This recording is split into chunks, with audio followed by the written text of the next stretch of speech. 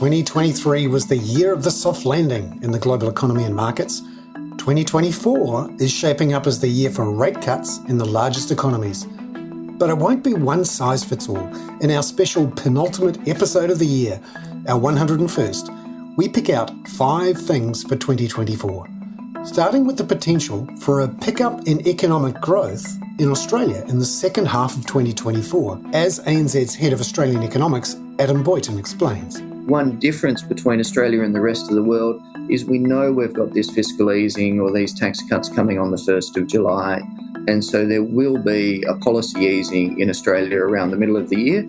It'll just be a fiscal policy one, whereas in some other economies, we might be getting a monetary policy or an interest rate easing around that same time. But first, in 5 and 5 with ANZ, monetary and fiscal policy dominates the outlook for Australia's economy in 2024, with a tax cut in July and a rate cut in November set to add fuel in the second half, as Adam Boyton points out. There's a big tax cut coming on the 1st of July. We think that that will lift growth and economic activity in the second half of next year. I also think we'll get a bit more of a discretionary fiscal easing on top of that tax cut in the May budget. I think the government will be keen to assist lower income households that might not benefit from those tax cuts. So if I think about policy next year, it will be a really big driver of the economy, fiscal policy around the middle of the year. And then as inflation cools and comes back to within the Reserve Bank's target band, at least on a quarterly basis, we expect to see the first interest rate cut from the Reserve Bank in November 2024. Number 2, 2023 was the year of the soft landing with low unemployment.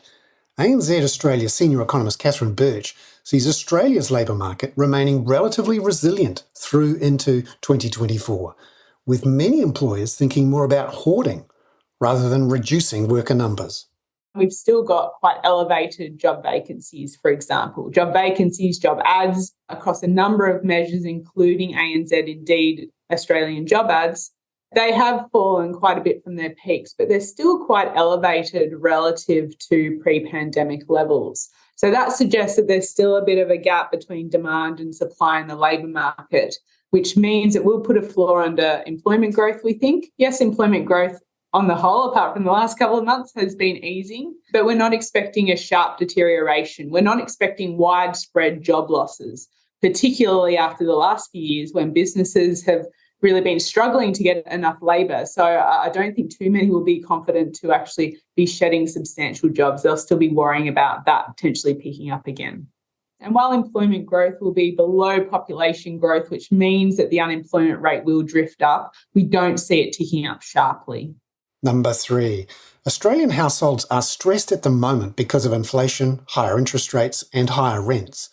But as ANZ Australia senior economist Adelaide Timbrell points out, 2024 is likely to be a muddling through year for households before a re-acceleration in real incomes late in 2024. When we look into the analysis on people with mortgages, the ANZ results have shown pretty low arrears. We've seen in Reserve Bank of Australia analysis that the broad majority of people who have a mortgage on their owner-occupier home can pay that mortgage and all of their bare essentials without digging into savings. And most people who have a mortgage also have really strong buffers. For renters, there's less of that buffer story. There's also less of that story around flexibility of payments. You can't refinance when you're a renter. You can't go interest only, right? But the upside there is that most of them who want a job have a job. And as Catherine mentioned, most of them can also supplement their income through extra employment and hours worked as well. And that's what's really saving us from seeing a big increase in financial stress, because inflation does put stress on people. It puts stress on budgets, and we are seeing the savings rate come down as a result of that. We're also seeing the use of revolving credit go up as a result, not in the ANZ book, but in publicly available data for all financial institutions. So we're seeing pockets of stress, but mostly households will be able to muddle through. And the wage increases that are elevated, which Catherine mentioned, the inflation, which is coming down, those tax cuts that we heard from Adam before, will all support household incomes. So we should see a re-acceleration of real income growth for households, that real ability to save through the second half of 2024. Number 4, In New Zealand, ANZ senior economist Miles Workman sees the RBNZ holding the cash rate at 5.5% right through 2024. The big rate hikes from late 2021 to May this year are slowing the New Zealand economy, but there are still inflationary forces at work on the other side, in the housing market and with record high net migration. Ultimately, the outlook is tight monetary conditions are going to win out over any upcoming tailwinds. The Reserve Bank will make sure of that.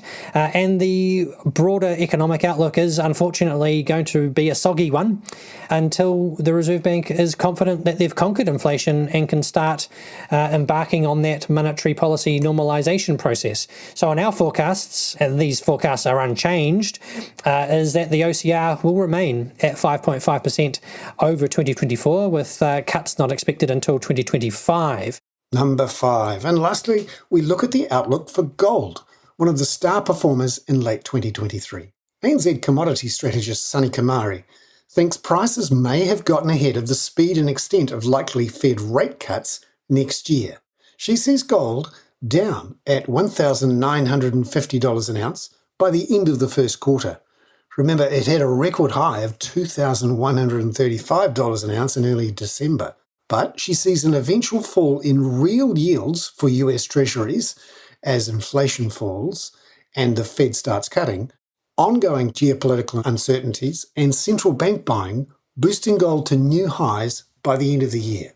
In the first quarter, we are seeing the risk for real rates to increase, and that will be a dampener for gold prices. But in the second half of the next year, it's going to be supportive because Fed is going to start cutting its interest rates, and the economic and geopolitical risk is going to be higher, and central bank purchases will continue to support physical gold demand. And that's the reason we are expecting gold prices to make another record high in going into next year. So our 12-month forecast suggests prices to be nearly $2,200 per ounce. I'm Bernard Hickey. That was a special 5 and 5 with ANZ for Tuesday, December the 19th. Look out tomorrow for our final edition of the year with a wrap of 2023 and an overarching look into 2024 with ANZ Group Chief Economist Richard Yetsenga.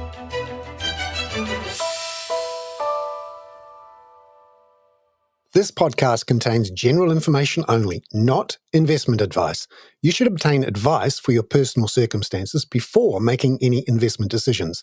Please view the podcast disclaimer available via your media player or email.